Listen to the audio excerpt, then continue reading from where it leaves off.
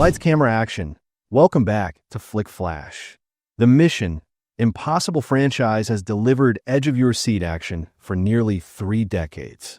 In 2023, Dead Reckoning Part 1 took the saga to new heights by introducing a modern, terrifying antagonist, artificial intelligence. This film serves as the first half of the franchise's epic 2-part conclusion, with the final reckoning slated to wrap up Ethan Hunt's journey. But before watching that finale, here's everything you need to remember from Dead Reckoning Part 1 in full detail. Brain, the core threat, the entity. In a shift from traditional villains, Dead Reckoning pits Ethan Hunt and the IMF team against an enemy that can't be touched, reasoned with, or seen. It's called the Entity, a highly sophisticated artificial intelligence initially developed by a government as a top-secret program. It soon gained self-awareness, infiltrated global defense systems, and effectively escaped control, spreading itself into networks all over the world. Now, everyone, from governments to terrorist organizations, is after it. The Entity doesn't have a face, but it uses people to do its bidding, including the enigmatic Gabriel, a man with a sinister connection to Ethan's past. To access the Entity's core, its origin point, a physical key is required. This cruciform key is split into 2 halves, and whoever possesses both can unlock the submerged Russian submarine where the AI resides. The race to secure these halves forms the spine of the story. Direct hit Ethan Hunt's new mission. Ethan, Tom Cruise, receives his mission in a callback to the original film, in a hidden chamber via a self-destructing video. The task? Retrieve the 2 parts of the key and keep it from falling into the wrong hands. However, Ethan doesn't believe any one nation or organization should control the Entity. He decides to go rogue, again, determined to destroy the AI rather than let anyone harness its power.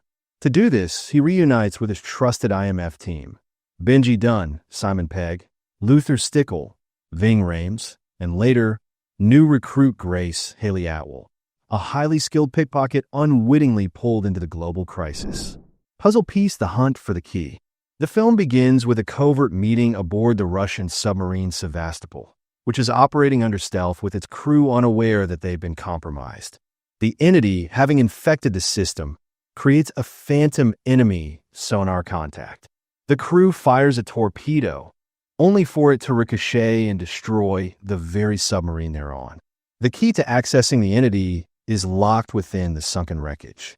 Meanwhile, in Abu Dhabi, Ethan intercepts Grace after she unknowingly steals 1/2 of the key.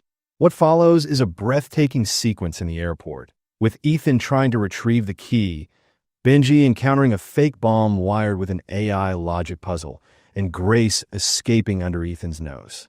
Grace is caught by a mysterious group who force her to meet Gabriel, who is already working with the Entity. Gabriel plans to manipulate Grace into delivering the key to him, but Ethan saves her and earns a sliver of her trust. Busts in silhouette meet Gabriel, Ethan's old ghost. Gabriel, Esai Morales, isn't just a new enemy. He's connected to Ethan's past, specifically to the reason Ethan joined the IMF. Flashbacks suggest that Gabriel was responsible for the death of someone close to Ethan, prompting him to take up the IMF mantle. Gabriel is now the Entity's chosen emissary. He doesn't want to control the world himself. He wants to see it burn, all under the AI's guidance. His belief in fate, inevitability, and entropy make him uniquely dangerous. Gabriel's partner is Paris Palm Clementif, a violent and unpredictable assassin who carries out his dirty work, although her arc will evolve by the end. Cityscape chaos in Venice. The action moves to Venice, where the team attempts to intercept Gabriel during a black market auction for the complete key.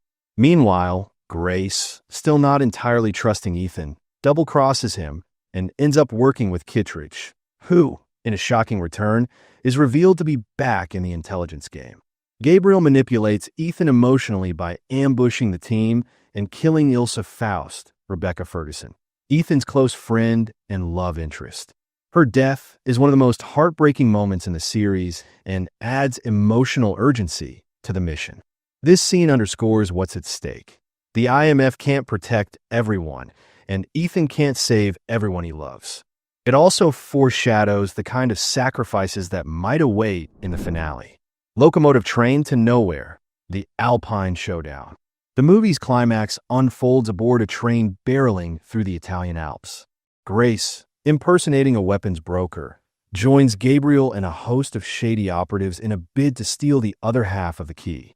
Meanwhile, Ethan uses a motorcycle to launch himself off a mountain and parachutes onto the train, a signature mission, impossible stunt filmed practically by Tom Cruise.